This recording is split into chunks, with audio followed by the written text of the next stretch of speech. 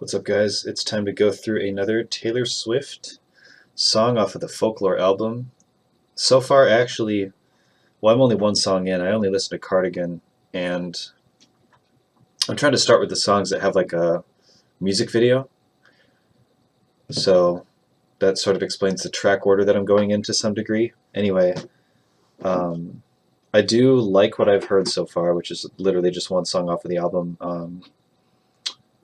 And it's funny, I think I've learned about as much about Taylor Swift as I have about Taylor Swift fans, because the Taylor Swift fans are definitely a pretty intense fan base. Like, some people are coming from the position of being like a hardcore Taylor Swift fan and very understanding of my content, and then some other people are just like super defensive. They feel attacked and they feel like I'm not giving enough credit or understanding things enough, which is interesting. Yeah, and again, my disclaimer is that you obviously shouldn't feel threatened by my difference in music taste. My opinions are my opinions, and your opinions are your opinions, but I do think it's kind of weird when I may not like a song for like an artistic reason. Maybe I think a lyric or something like that is just kind of dumb, and then someone will be like, well, she's literally one of the best, selling songwriters of all time, trying to say that my opinion is wrong because she's sold so many albums. You know what I mean? Like, a lot of people that are really good at stuff, they don't succeed, and a lot of people that are terrible songwriters are also really famous songwriters. So I think when it comes to something like art, which songwriting and music definitely is, you can't necessarily equate somebody's skill or somebody's ability with their success.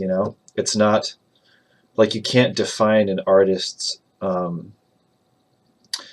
success or abilities solely on their credentials, like album sales or something like that. Like, is this really the best? Is this the best artist because they've sold the most albums? Like, not necessarily. It just means that they've sold the best albums, right? Like, maybe their music appealed to a lot of people because the messages were really simple and relatable or something like that. But yeah, there's a lot of reasons that an artist can be successful. But my friend brought up an interesting point, like when it comes to sports, those metrics of measurement are very like straightforward. Like, the fastest person is the person that ran the fastest mile, for example. Like, there's really no debate about that person being like the fastest runner.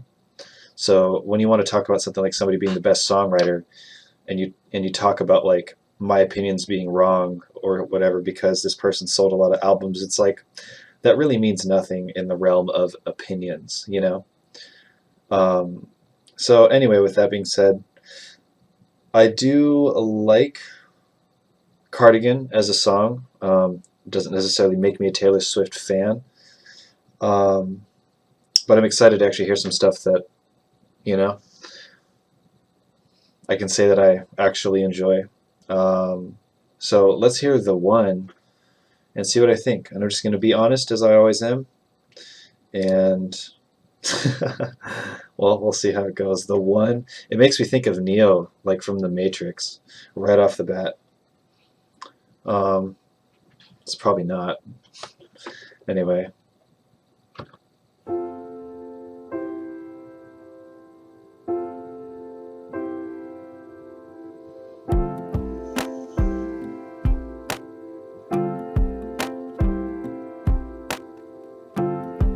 I'm doing good, I'm on some new shit. Wow, it's weird to hear Taylor Swift swear. I can already tell some fans are going to love that because it's so edgy, right? Sorry, I guess I'm making fun of the Taylor Swift fans a little bit, just because, like, honestly, like, some of the toxicity of the fan base really reveals itself if you look at some of the comments. And I feel like what I'm saying right now is literally just going to trigger more Taylor Swift fans, so that's fine. But it's fine. It's ridiculous how much I feel like I actually have to explain because of the kind of reactions that I'm used to people giving. It's so ridiculous, dude. I actually don't really care that she says a swear word, but it's kind of interesting, right? Like, unexpected. Been saying yes instead of no. I thought I saw you at the bus stop, I didn't though. I hit the ground running each night. I hit the Sunday matinee. You know the greatest greatest films of all time were never made. I guess you never know, never know. And if you wanted me, you really should have showed. This one feels more poppy than Cardigan does. And if you never bleed, you're never gonna grow. And it's all right now. But we were something, don't you think so? Roaring 20s, tossing pennies in the pool. And if my wishes came true, it would have been you. In my defense, I have none for never leaving well enough alone. But it would have been fun if you would have been the one. I see. I have this dream you're doing cool shit, having adventures on your own. You meet some woman on the internet and take her home. We never painted by the numbers, baby, but we were making it count. That's a silly line. This reminds me of the kind of lines I've heard before, like the counterculture can't count, or common sense isn't all that common.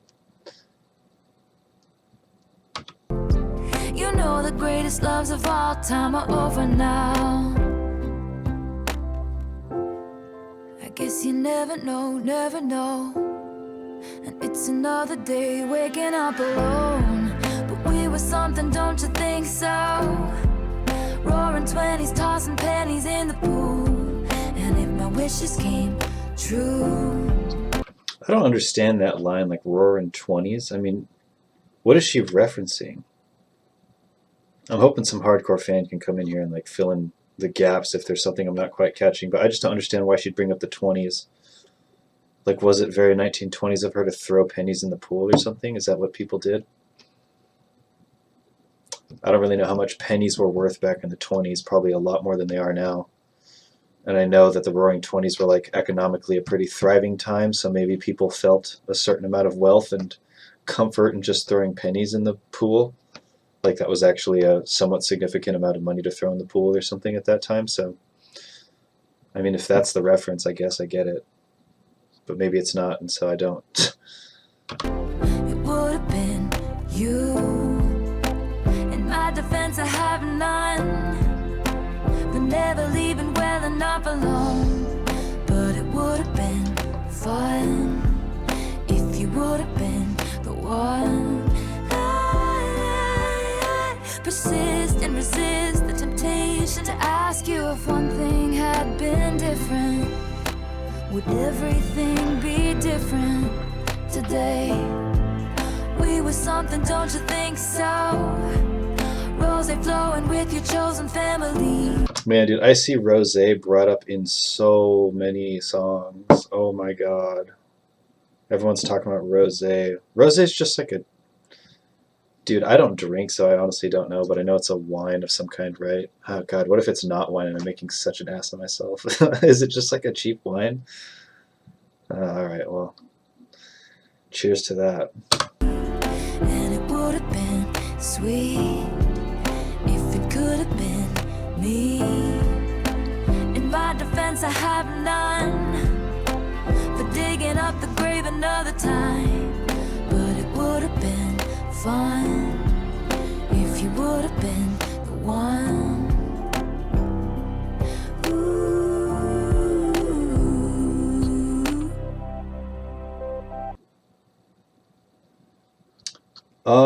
I guess it's just kind of like a song that I can relate to in the sense that you think about what could have been.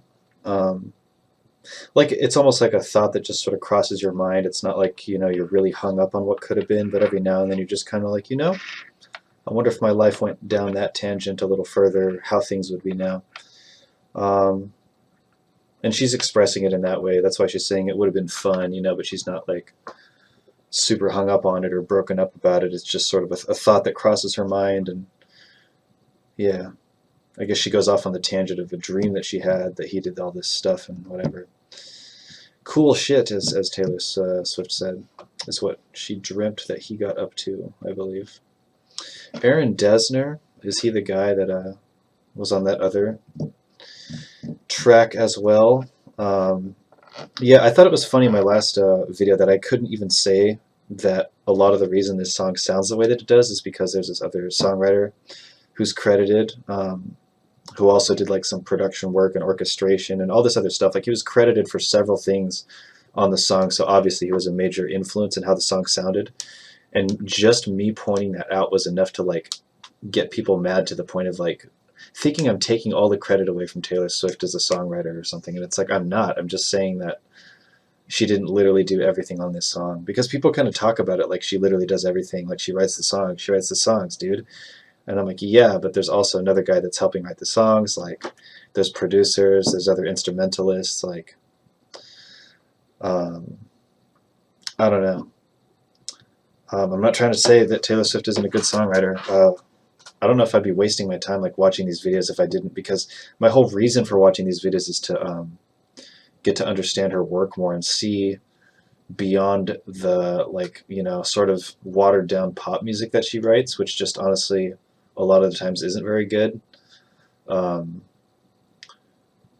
Because yeah, but it's really just out of my own curiosity because she sits in an interesting place in my head, so I'm kind of wondering and looking for songs that maybe have a little more substance if I were to try to explain what I'm looking for. And I really felt like Cardigan had that. And I guess this one had it a little bit more too. I think Cardigan was actually definitely a better song.